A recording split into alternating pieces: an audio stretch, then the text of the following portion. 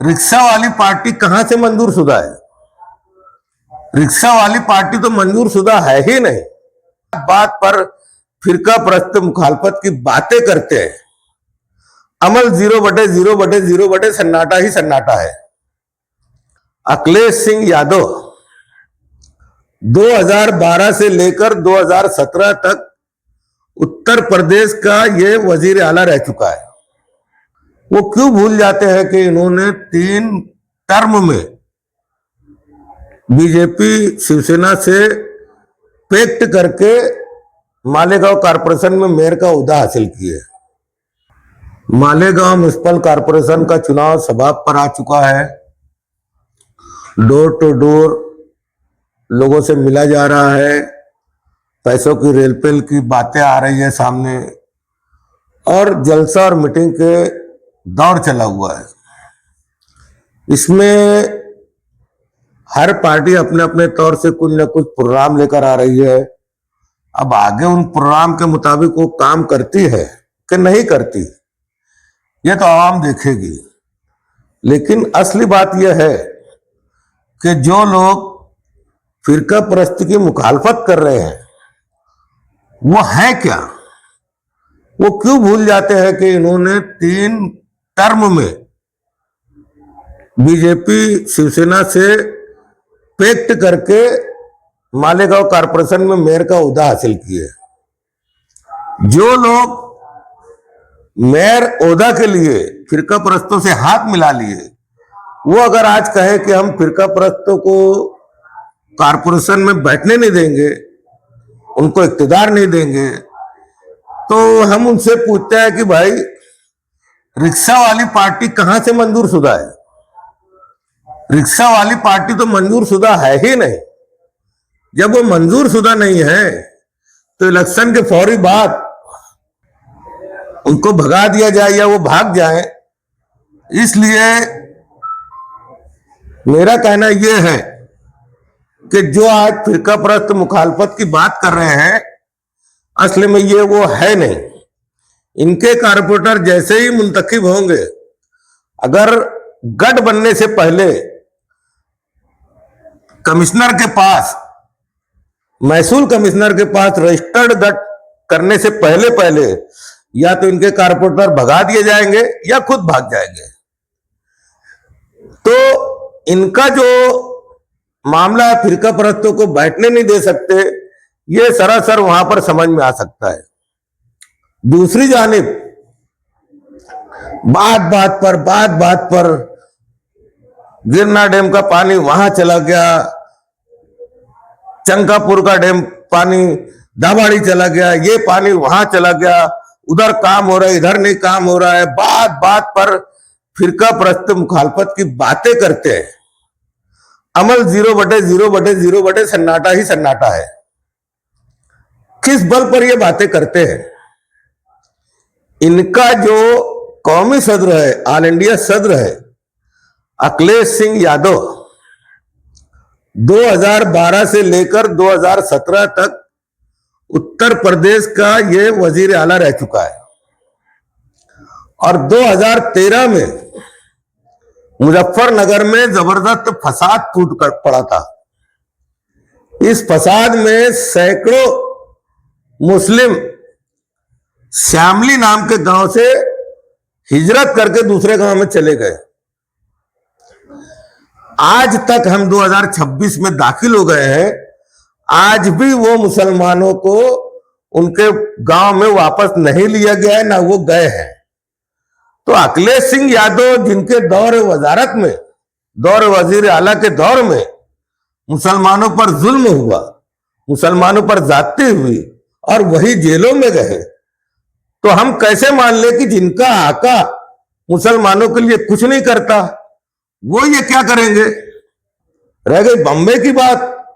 बंबई वाले साहब जो आकर बहुत ज्यादा फिरका परस्ती के खिलाफ कुछ न कुछ बातें करते हैं, जरा बंबई में जाकर देखिए कितनी सीटें इन्होंने खड़ी की है चुनकर आने के लिए, और कितनी सीटें इन्होंने खड़ी की हैं किसी और को मुंतखब करवाने के लिए। बॉम्बे के वार्डों में जाओगे, आपको समझ में आ जाएगा कि सांता क्रूज वार्ड में कितने मुस्लिम वोटर हैं, वहां पर कोई मुस्लिम उम्मीदवार को क्यों खड़ा किया गया, ये सब तस्वीर सामने आ जाएगी। मतलब ये कि उत्तर प्रदेश में जब तक अखिलेश सिंह यादव वजीर आला रहे उस वक्त तक और उसके बाद और अभी तक भी बार बार मुसलमानों को वहां तकलीफ दी जाती रही, बार बार मुसलमानों को मॉब लिंचिंग की गई, बार बार वहां पर परेशान किया गया, मस्जिदों के ऊपर झंडे लहराए गए, मस्जिदों के भोंगे उतारे गए, मस्जिदों को तोड़ने की बातें की गई, मगर कभी भी कभी भी कभी भी अखिलेश सिंह यादव कभी भी इंसाफ के लिए खड़े होते हुए नजर नहीं आए। और तो जाने दीजिए, समाजवादी पार्टी को परवान चढ़ाने के लिए, समाजवादी पार्टी को ऊपर ले जाने के लिए आजम खान साहब ने जितनी मेहनत की है वो किसी से ढकी छुपी बात नहीं है।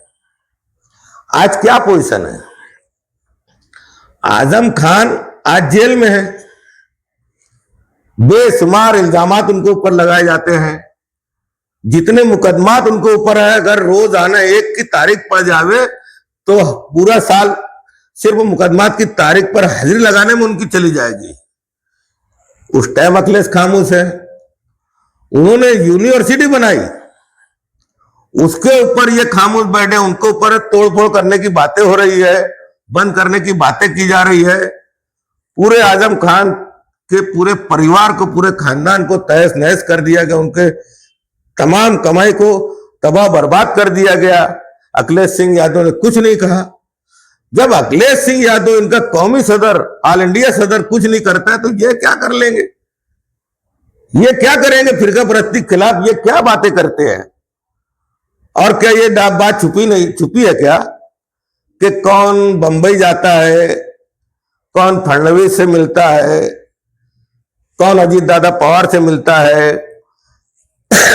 अरे किसी को जाने दो, ये खुद वीडियो बना बनाकर आवाम को पास पेश किए हैं और आवाम ने देखा है। क्यों जाते हो भाई, आपकी पार्टी का क्या संबंध है उससे। जब पूछो तो फिर कहते हैं वो शहर की तरक्की के लिए। कितनी तरक्की कर लिए, शहर खंडर बना हुआ था, पूरा का पूरा खंडर था। जाने दो माजी की बातें, अभी जो जारी 5 साल था इसमें तो आप लोगों की हुकूमत थी अपने कारपोरेशन में, वहां तुमने शहर को खंडर बना दिए।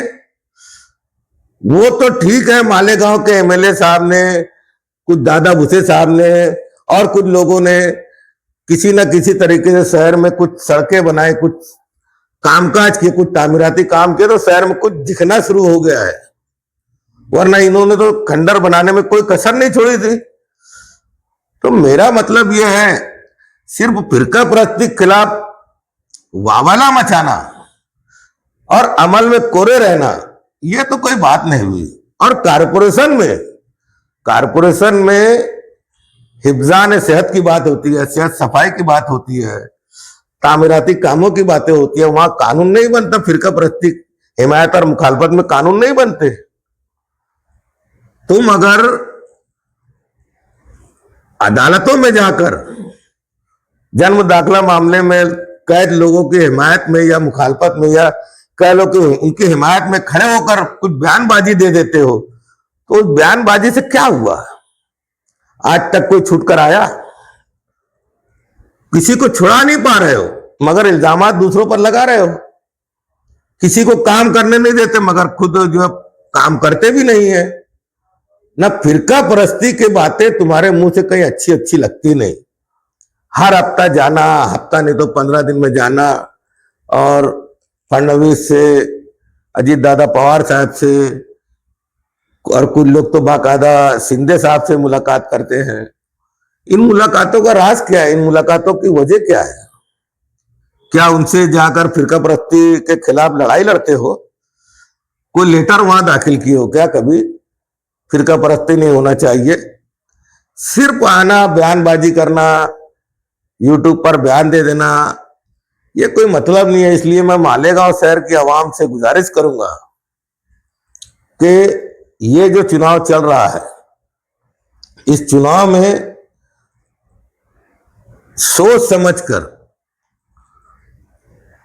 आप सिर्फ और सिर्फ उन लोगों को वोट दें जो आप लोगों के लिए खड़े रहते हो, आपके अपने गली मोहल्ले के हो, आपके अपने वार्ड के हो, दुख में सुख में खड़े रहने वाले लोग हों और मेरी समझ से